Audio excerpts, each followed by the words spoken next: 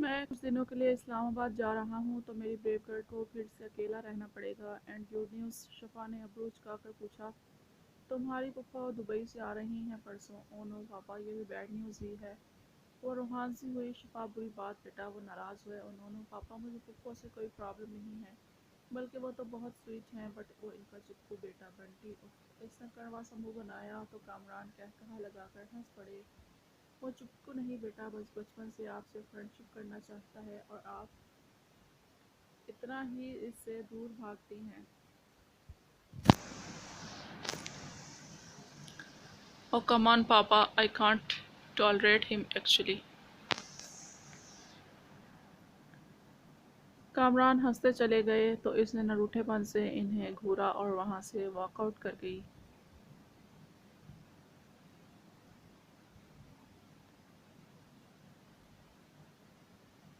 जिब्रान ने अपना laptop on किया तो माथे पर बेशुमार बल आए। इन दिनों जब वो यहाँ था, इसने पल पल इस पर नजर रखी थी।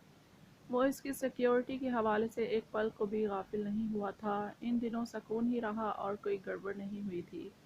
मिफ्रा को जैसे समझाया था, बिल्कुल इसके मुताबिक वो अपना ज़्यादातर वक्त कमरे में ही गुजारती थी। कमरा खिड़कियां लॉक करके बस साथ की मौजूदगी में कमरे से बाहर निकलती थी।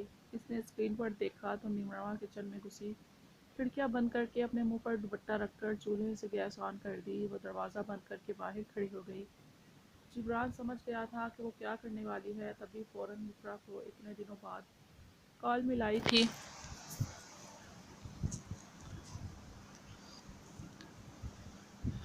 तीसरी बेल पर कॉल लरजते झिझकते रिसीव की गई थी। हेलो, धीमी आवाज़ ने जिब्रान के कानों में रस घोला। सुनो मिफ्रा, गौर से मेरी बात सुनो। अभी कुछ देर तक निर्मा तुम्हें बुलाने आएगी। तुम किसी सूरत रूम से बाहर नहीं निकलोगी, अंडरस्टैंड? क्या हुआ, सब खैरियत? क्या करने वाली है वो? मिफ्रा खौफजदा हुई। वो सब मैं तुम्हें बाद में बताऊंगा। अभी खिड़कियां दरवाज़ा अच्छे से लॉक कर लो और ख़बरदार बाहर मत निकलना, बल्कि जवाब ही नहीं देना जब तक सात भाई नहीं आते अपने रूम से। मत निकलना जी, लॉक ही हैं खिड़कियां और दरवाज़ा। अभी वो कुछ और कहती अपनी जगह से उछली क्योंकि निर्मा दरवाज़ा धड़धड़ा रही थी। मिफ्रा, बाहर आओ, मेरे बाजू में दर्द है, मुझे खाना गर्म करके दो। फ़ौरन वो चिल्लाई, वो सिर्फ कह रही है खाना गर्म करके दो।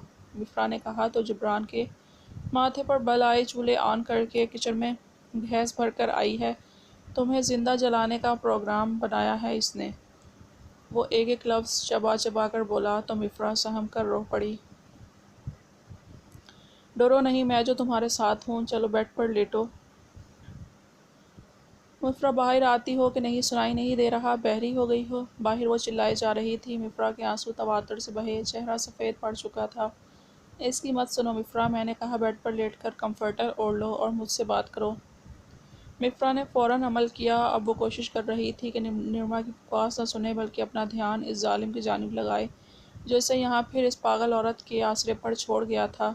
पूछोगी नहीं मुझे कैसे पता चला? जिब्रान ने इसका ध्यान बटाने को इसकी तवज्जो दूसरी जानिब मबजूल करवाई। आपको कैसे पता चला?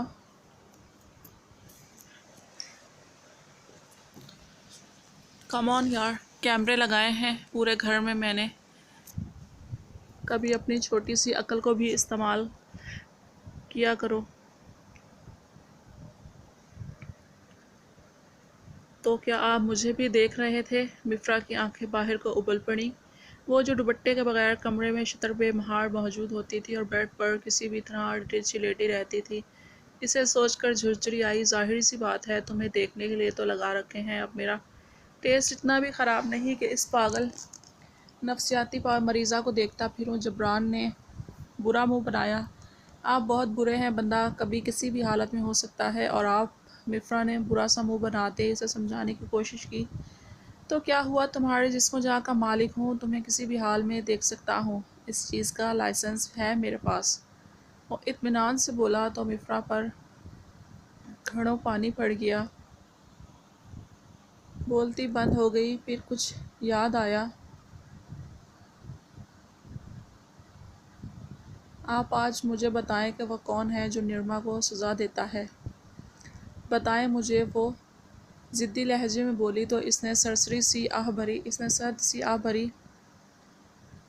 اوکے رائٹ، پرامس کرتا ہوں آ کر بتاؤں گا۔ کب آئیں گے آپ؟ اس نے بے قراری سے پوچھا مگر اپنی جلد بازی پر اپنے ہی لب کچلے وہ گہرا مسکرایا۔ تم انتظار کر رہی ہو؟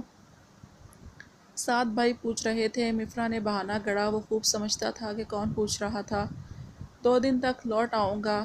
تیسرے دن نہیں آ سکا، کسی بھی وجہ سے نہیں لوٹا تو ایک گاڑی آئے گی جس میں زمل نامی خاتون ہوں گی، وہ میری مما ہوں گی، پک بھیج دوں گا تمہیں، بغیر سوچے سمجھے ان کے ساتھ چلے جانا۔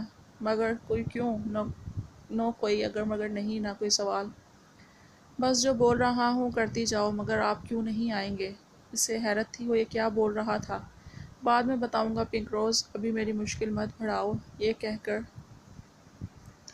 جبران نے فون رکھ دیا تھا۔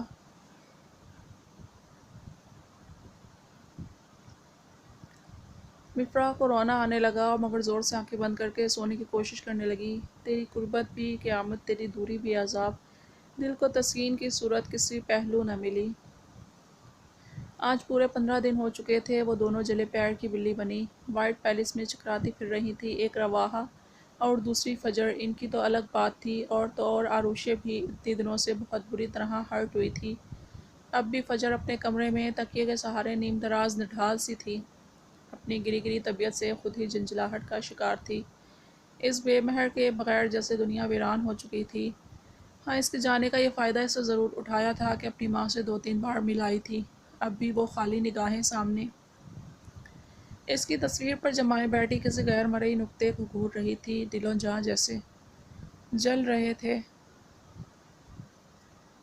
وہ جل رہی تھی۔ ہجر کی آگ بہت سلگانے والی ہوتی کہ بندہ راکھ کا ڈھیر بن جائے اور پھر بھی پتہ بھی نہ چلے، اور قابل ستائش بات تو یہ تھی کہ وہ دھواں بھی نہیں اٹھنے دے رہی تھی، اور شاید اس کا یہی ہنر تھا، تبھی تو سارا دن خود کو عروشے میں الجھائے رکھتی، جو کہ بیچاری اب تک عیش کا اس طرح اسے چھوڑ کر جانا برداشت نہیں کر پائی تھی، اور نہ قبول۔ یہ کبھی گمسم سی رواحہ کا دھیان بٹھانے کی کوشش کرتی، پتہ نہیں اب اسے اذیت پہنچانے کا کون سا نیا طریقہ نکالا تھا اس ستمگڑ نے کہ جا کر ایک فون کرنے کی زحمت گوارا نہیں کی تھی۔ ساری انا بالائے طاق رکھتے اس نے خود کال کی تھی، سامنے سے بند نمبر نے منہ چڑھایا۔ روحا، روحاب اور زبل نے خود پر ضبط کے کڑے پہرے بٹھائے رکھے مگر ان تک یہ آنچ تک نہیں پہنچنے دی، اور اب تو وہ دن بھی آن پہنچا تھا جس کے بارے میں سوچتے ان کے رونگٹے کھڑے ہو جایا کرتے تھے۔ اب بھی فجر رو کر اپنا غم غلط کرنے میں مصروف تھی۔ وہ مکمل تیاری کے ساتھ رات کے گہرے اندھیرے میں اس مقام سے اپنی منزل کی جانب نکلے تھے۔ پاشا، سوہم اور کبیر ان سے الگ تھے، جبکہ وہ اس خفیہ گودام میں پہنچے تھے جہاں کے بیسمنٹ سے مال ٹرالر میں لوڈ کیا جا رہا تھا۔ یہاں کی سیکیورٹی بہت سخت تھی۔ وہ اندھیرے میں آگے بڑھے، ہر رکاوٹ کو پار کرتے اندر گھستے چلے گئے۔ سائلنسر لگی پسٹلز آگ اگلتی رہیں اور ان کے سیکیورٹی گارڈز موت کی نیند سوتے رہے۔ وہ ٹرالر کے قریب تھے جب ڈھیر سارے گارڈز یوٹی کی صورت باہر نکلے تھے اور چاروں طرف سے انہیں گھیر چکے تھے۔ اے کون ہو تم؟ اگر چاہتے ہو کہ تمہیں آسان موت ملے تو جلدی بتاؤ، نہیں تو بہت دردناک موت ملے گی۔ ریئلی ایسا ہے کیا؟ گرین ماسٹر نے، جس کی آنکھوں کی دہشت سے ان کے دلوں پر ہیبت طاری ہو رہی تھی، سکون سے کہا۔ وہ حیرت زدہ سے ان 5 اونچے لمبے افراد کو اپنے سامنے کھڑے حیرت سے دیکھنے لگے، جو چاروں طرف سے گھیر لیے گئے تھے مگر ان کے اطمینان میں رتی برابر بھی فرق نہیں پڑا تھا۔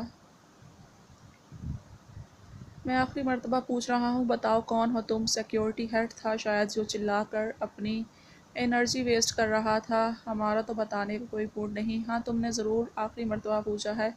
اتنے میں ہی ایک سنسناتی گولی آئی اور اس کی ہیڈ کے گلے کی دھجیاں اڑا گئی تھی۔ اب جب کہ وہ سب دیکھ چکے تھے، سب گارڈز ان کے سامنے تھے، اندر کوئی بھی نہیں بچا، تو اچانک گودام کی سبھی لائٹس آف ہوئیں اور پھر گولیوں کی برسات ہوئی۔ چند ہی پلوں میں تمام گارڈز موت کی نیند سو چکے تھے۔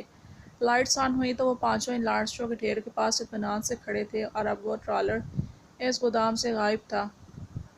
حسب معمول ڈیفنس منسٹر کے فارم ہاؤس میں وہ ٹرالر آ کر رکا تھا، مگر کوئی نہیں جانتا تھا کہ وہ ایکسچینج ہو چکا ہے،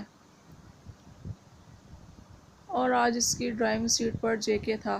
باقی چاروں ان کے گارڈز کے بھیس میں ٹرالر سے نیچے اترے تھے۔